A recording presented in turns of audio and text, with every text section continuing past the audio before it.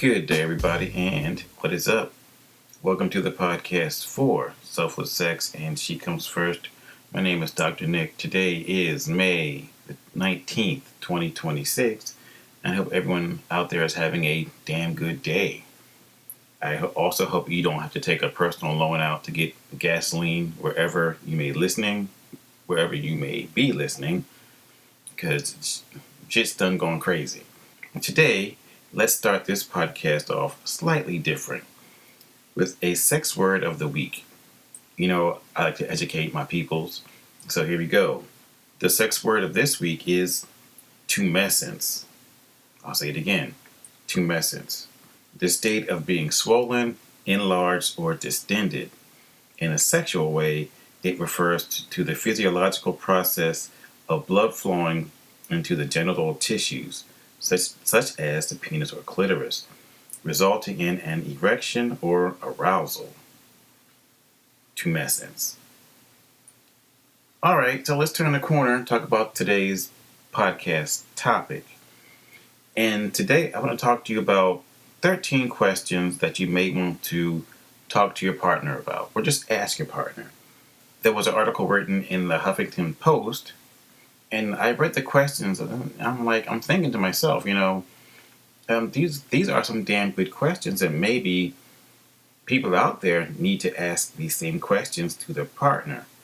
But I'm going to tell you right now, if you happen to ask your partner some of these questions, you got to steel yourself for some of the answers. So let's talk about that today.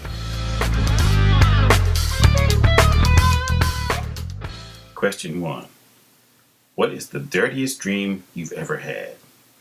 So when you ask this question, you kind of open the door to talking about sexual fantasies in a good way. Number 2. What are your biggest turn-ons and turn-offs? Of course, no one is a mind reader, so it's easier for people just to find out what people like and don't like with a simple question. Number 3. What things turn you on that are not overtly sexual? See, these can be like little small things that you never really thought about before, but at the same time, they could turn your partner on. But you don't know about them because you never asked and they never told. Question 4. What do you think about when you masturbate? And when you ask this question and get the answer, it kind of gives you a glimpse into their sexuality and what they like. But please keep in mind, if they are fantasizing about something or someone, you do not have to act it out. Number 5.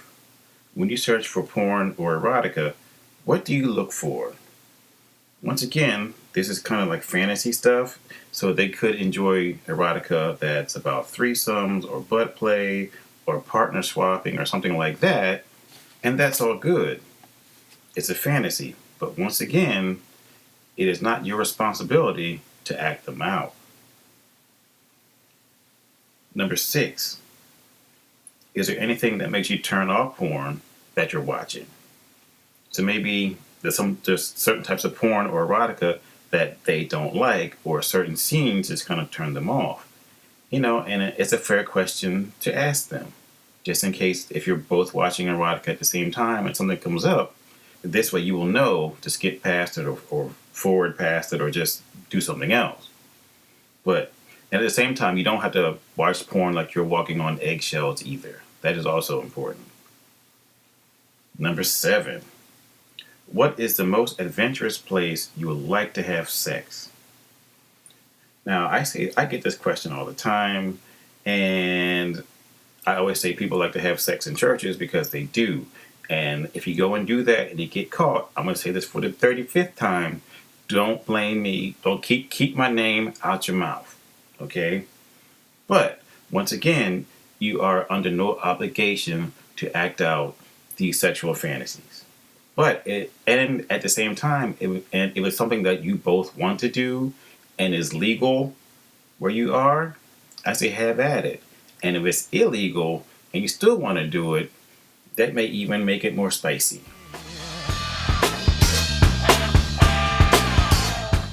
Number 8. What do you like to do after sex is over?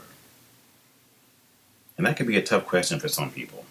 Certain people have a ritual that they like to do. So maybe they get up and use the bathroom, or they take a shower, or they have a snack, or they just lay there and hold hands and bask in the afterglow, or they have a conversation about whatever.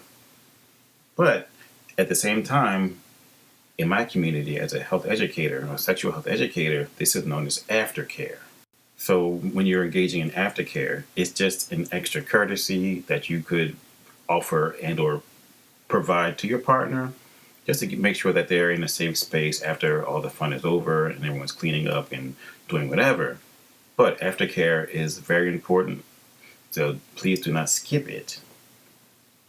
Number 9, what do you feel anxious or insecure about right now? For some people, this can be a very touchy question because opening up about your vulnerabilities and anxieties can help build intimacy with a trusted partner inside and outside of the bedroom, which is very true. It can help build intimacy. And at the same time, depending on where you are in your relationship, you have to be careful because some people can get that information and spin around and use it against you when you get into an argument. Question number 10.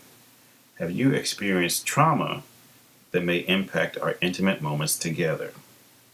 And unfortunately, millions of people in the US and around the world have experienced some form of sexual violence in their lifetimes.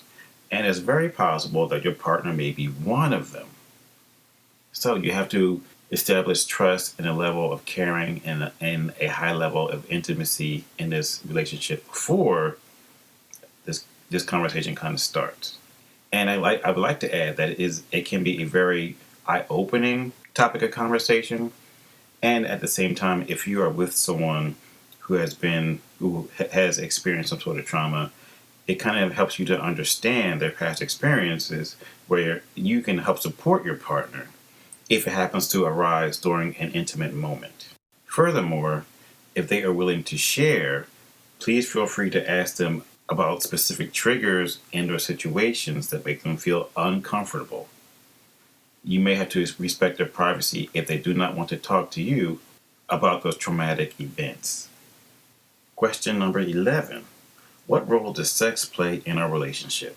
You want to figure out how important sex is for each of you and the role it plays in making you feel loved and connected to your partner. And question number 12.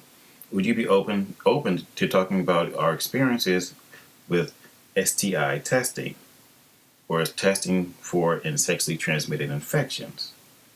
You want to phrase it like that because simply asking someone, "Are you clean?" or "You don't have anything, do you?" can kind of put people off. But when you phrase it like that, it kind of lets people's guards down, so you actually can talk about your experiences with getting tested and or treated for certain STDs. And then once you know that, you know how to proceed forward cautiously as you so choose to. And finally, question number 13. Do you like to be touched anywhere I don't know about? Of course, most people focus in on the genitals, on breast and butt, and guys typically go there first. But there are also other places like little kisses on the ear, little kisses on the neck, even giving someone a foot rub or tickling them on the back of their knee. But there could be other parts of your partner's body that they like to be touched besides the obvious places.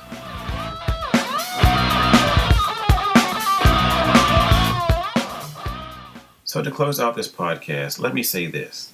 It's always good to have sexual health conversations with your partner just to find out what's going on and if anything's changed, or if you want to try something new, just spice it up, or you need to pull back on some things. It's all good. What you do not want to do is turn this into like a CIA or M6 or FBI interrogation, because that's no fun at all. You might as well just put like a spotlight, in their face and start peppering them with questions. No, you don't want to do that. And my suggestion is to have these questions far outside of the bedroom. So if you're going on a trip someplace and the kids aren't around and it's just you two in the car, have at it. It's always a good idea just to check in with your partner when it comes to sexual health. So, on that note, I'm out. You guys have a great day. Stay tuned. And I will definitely talk to you